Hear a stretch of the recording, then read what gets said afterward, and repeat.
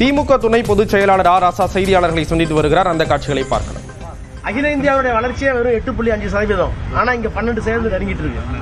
இங்க அமைதியா இருக்கிற தமிழ்நாட்டில் வளர்ச்சியை நோக்கி நகர்ந்து கொண்டிருக்கிற தமிழ்நாட்டில் ஒரு புரட்சி வர வேண்டும் என்று இந்தியாவினுடைய இறையாண்மைக்கு ஒருமைப்பாட்டுக்கு எதிராக sovereignty and India, sovereignty of integrity and இந்தியான்னு சொல்றாங்க கான்ஸ்டிடியூஷன்ல, அதற்கு எதிரான ஒரு கருத்தை பதிவிட்டு அதுக்கு விமர்சனம் வந்த உடனே எடுக்கிறார்.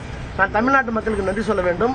அந்த பதிவை எடுக்கிற அளவிற்கு தமிழ்நாட்டுடைய மக்கள் உணர்வோடு இருக்கிறார்கள் என்ற உணர்வு அவர்கள் தெரிந்த பிறகுதான் எடுத்திருக்கிறார்கள். ஆனால் என்னுடைய கேள்வி, போட்ட அவரோ அல்லது அவரை கண்டித்தோ அந்த கட்சியினுடைய தலைவர் இதுவரை அவரை கண்டித்திருக்கிறாரா அல்லது செய்தது தவறு என்று ஒரு அறிக்கை கொடுத்திருக்கிறாரா? எனவே எந்த விதமான அரசியல் புரிதலும் இல்லாமல் தான் தோன்றித்தனமாக சிறுபிள்ளைத்தனமாக இப்படி நடந்து கொள்வது தமிழ்நாட்டு மக்களுக்கும் தமிழ்நாட்டு அரசியலுக்கும் நல்லதா என்பதை நான் தனிப்பட்ட முறையில் உங்களிடத்தில் கேட்க விரும்புகிறேன்.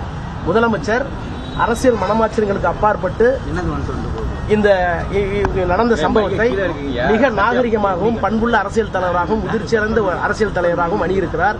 அரசாங்கத்தின் சார்பில் அணுகியிருக்கிறார். திராவிட முன்னேற்ற கழகத்தின் சார்பில் அணுகியிருக்கிறார். எங்களுடைய அமைச்சர்கள், எங்களுடைய மாவட்ட கழக செயலாளர்கள், சட்டமன்ற நாடாளுமன்ற உறுப்பினர்கள் இன்னமும் களத்தில் இருக்கிறார்கள். இதைவிட ஒரு இயக்கமோ ஒரு தலைவனோ இப்படிப்பட்ட ஒரு நிகழ்விலே எதிர்கொள்ள இயலாத அளவுக்கு